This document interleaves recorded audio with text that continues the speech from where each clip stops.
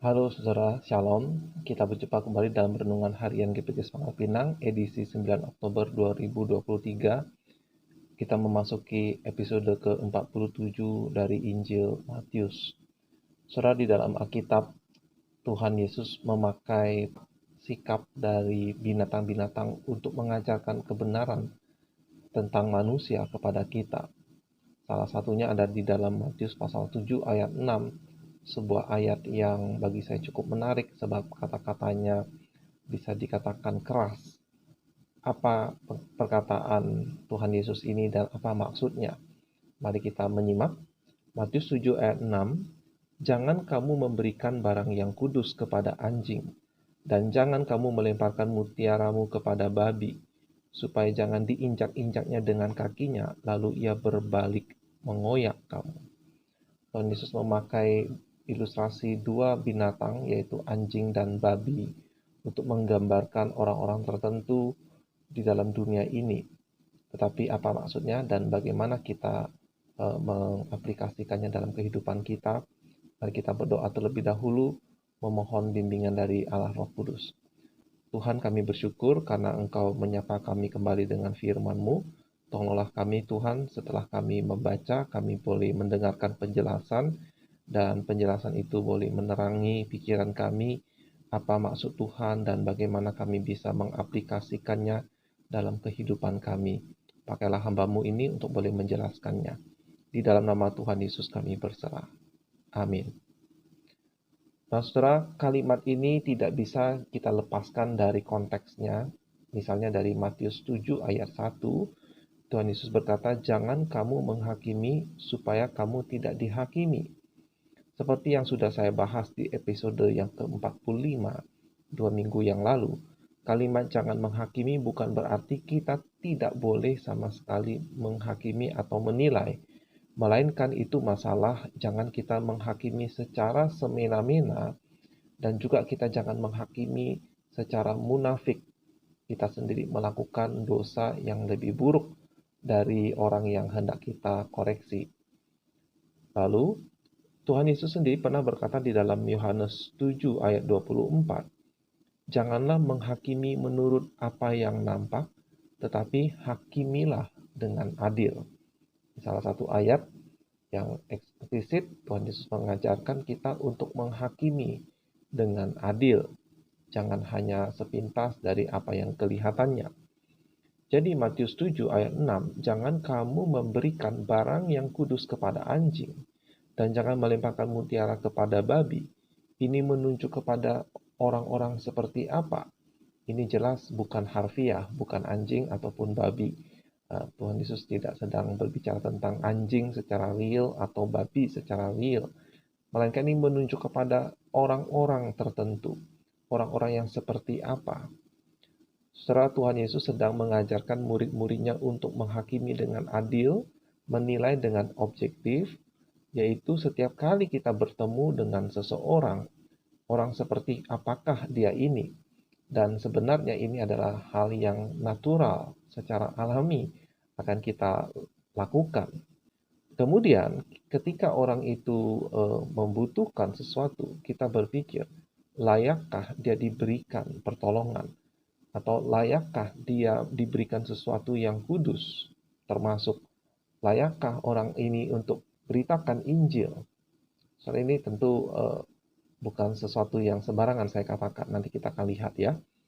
Sebab, oleh karena efek dosa bisa begitu kuat dalam diri seseorang, sehingga usaha kita untuk menolongnya, mungkin dia butuh pertolongan hal-hal yang praktis, mungkin dia butuh pinjaman uang, mungkin dia butuh uluran tangan, atau mungkin dia membutuhkan berita Injil karena dia belum percaya, atau mungkin dia orang Kristen tetapi ada dosa sehingga dia membutuhkan nasihat yang berdasarkan firman Tuhan. Tetapi saudara, karena efek dosa bisa begitu kuat melekat pada diri seseorang, ternyata semua usaha kita itu menjadi sia-sia. Pertolongan-pertolongan kita itu seperti upaya membuat air laut menjadi tawar. Seberapa banyak air yang kita tuang, tetaplah air laut itu asin. seberapa besarnya pertolongan kita, tapi karena kerasnya hati orang itu, sehingga semua usaha kita itu menjadi sia-sia.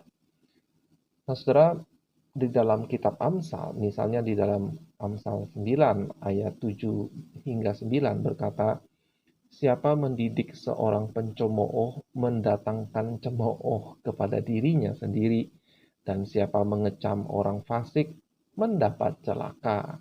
Janganlah mengecam seorang pencemooh supaya engkau jangan dibencinya. Kecamlah orang bijak, maka engkau akan dikasihinya. Berilah orang bijak nasihat, maka ia akan menjadi lebih bijak. Ajarilah orang benar, maka pengetahuannya akan bertambah. Jadi penulis Amsal mengajar kita untuk menilai orang seperti apakah orang di depan kita ini. Perlukah kita menolongnya? Atau usaha kita hanya akan menemui jalan buntu. Tapi sekali lagi kita harus menilai dengan hati-hati, objektif, jangan munafik. Atau misalnya di dalam Amsal 23 ayat 9, jangan berbicara di telinga orang bebal sebab ia akan meremehkan kata-katamu yang bijak. Jadi punya nada yang sama dengan kata-kata Tuhan Yesus.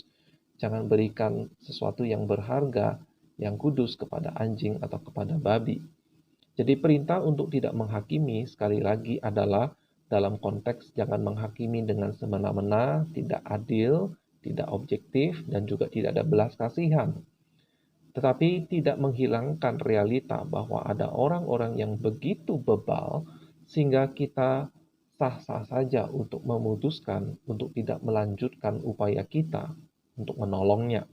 Atau setidak-tidaknya kalau kita ingin berbelas kasihan, setidak-tidaknya kita menunda atau kita mengganti strategi pertolongan kita. Saudara, untuk memutuskan, tentu saja kita butuh waktu. Mungkin ada orang yang sudah cukup berpengalaman sehingga mampu menilai seseorang dengan lebih cepat.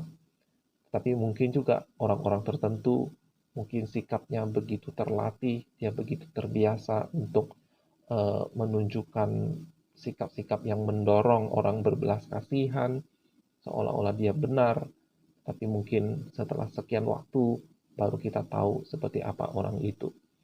Nah, saudara, Tuhan Yesus memberi gambaran tentang anjing dan babi, menyia-nyiakan sesuatu yang berharga, diinjak, dan malah ia menyerang kita. Nah, saudara, mengapa anjing dan babi?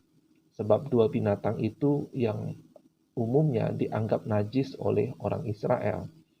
Tetapi ini tidak berarti bangsa Israel sama sekali tidak mengizinkan kedua binatang itu ada di lingkungan mereka. Misalnya, anjing itu satu-satunya binatang di dunia ini yang bisa menggonggong. Mereka bisa berguna bagi berburu dan juga untuk menggembalakan ternak, ya, menjaga ternak-ternak. Di dalam Yesaya 56 ayat 10 hingga 11, itu memberi perbandingan pengawal bangsa Israel, yaitu pemimpin Israel, raja, nabi, dan imam yang tugasnya membimbing bangsa Israel. Tuhan bandingkan seperti anjing penggembala yang pemalas, tidak bisa menggonggong, hanya suka makan saja. Walaupun ini gambaran yang negatif, tetapi ini memberi kita ilustrasi bahwa bagi bangsa Israel, anjing itu bisa dimanfaatkan untuk tugas penggembalaan dan penjaga. Dan di dalam Ayub 30 ayat 1 memberi gambaran dengan jelas bahwa bangsa Israel di masa lampau memang memanfaatkan anjing sebagai penggembala. Saya tidak kutip ayatnya.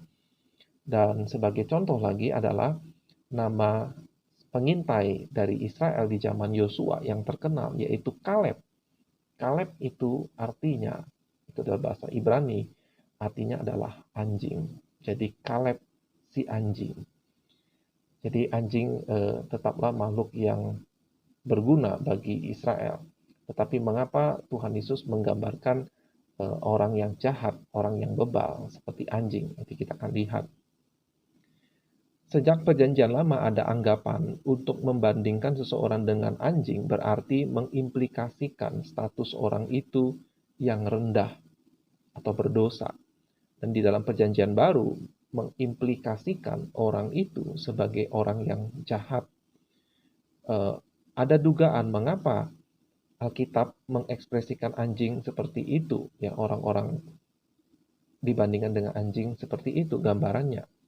Karena anjing-anjing sering berlari secara liar dan punya tabiat predator, terutama anjing-anjing yang liar. Itu adalah cara mereka untuk bertahan hidup, termasuk kebiasaan anjing-anjing liar untuk makan jenazah atau mayat. Dan sedangkan babi, mengapa digambarkan orang yang jahat itu seperti babi? Babi adalah makhluk yang dilarang untuk dimakan, karena itu perintah dari Tuhan, karena babi tidak memamah biak, itu dicatat dalam Ulangan 14 ayat 8. Tetapi ada kemungkinan bangsa Israel ada yang memelihara babi untuk tujuan misalnya menjauhkan binatang-binatang yang hama, atau ada yang berternak babi untuk dijual kepada bangsa-bangsa tetangga mereka yang tidak dilarang atau mereka mengkonsumsi babi maksud saya. Nah, tetapi memang babi sering dipakai untuk sebagai hinaan kepada bangsa kafir seperti orang Romawi sebagai sebuah hinaan. Dan di dalam konteks ini Tuhan Yesus menggambarkan babi yang tidak menghargai nilai mutiara, dan babi, terutama babi yang liar, bisa menjadi galak dan menyerang orang-orang yang ada di dekatnya. Di dalam 2 Petrus, Rasul Petrus memakai analogi anjing dan babi kepada orang-orang, yaitu orang-orang Kristen, yaitu orang-orang yang setelah mengenal Tuhan Yesus sebagai Juru Selamat, malah kemudian terlibat lagi dalam dosa, bahkan dosa yang lebih buruk dari sebelum-sebelumnya. Itu dicatat di dalam 2 Petrus 2 ayat 20 dan 21. Sebab jika mereka oleh pengenalan mereka akan Tuhan dan Juru Selamat kita, Yesus Kristus, telah melepaskan diri dari kecemaran-kecemaran dunia, tetapi terlibat lagi di dalamnya, maka akhirnya keadaan mereka lebih buruk daripada yang semula. Karena itu, bagi mereka adalah lebih baik jika mereka tidak pernah mengenal jalan kebenaran, daripada mengenalnya tetapi kemudian berbalik dari perintah kudus yang disampaikan kepada mereka. Bagi mereka, cocok apa yang dikatakan peribahasa yang benar ini. Anjing kembali kepada muntahnya, dan babi yang mandi kembali lagi ke kubangannya. Jadi memakai ilustrasi anjing dan babi berdasarkan kebiasaan mereka. Anjing memang suka menjilat kembali apa yang sudah dia muntahkan, dan babi, kalau kita sudah mandikan, dengan mudah dia akan kembali kepada kubangan yang kotor. Singkatnya, saudara, dalam hidup kita akan berjumpa dengan orang-orang yang toksik. Entah itu cepat atau baru ketahuan di kemudian waktu, bahwa ternyata orang itu tidak menghargai pertolongan, tidak menghargai kebenaran ataupun kekudusan. Mereka hanya menyia-nyiakannya dan mungkin malah berbalik menyerang kita, menjahati kita. Seperti anjing yang perilakunya sulit diprediksi, bisa menyerang tangan orang yang mencoba menolongnya. Atau seperti babi yang tidak mengerti nilai suatu mutiara, atau yang setelah dibersihkan kembali kepada kubangan yang kotor. Dia suka kepada tempat yang kotor. Saudara, ada jenis tafsiran yang lain yang mengatakan bahwa maksud Tuhan Yesus ini adalah karena anjing dan babi tidak mengenal nilai mutiara.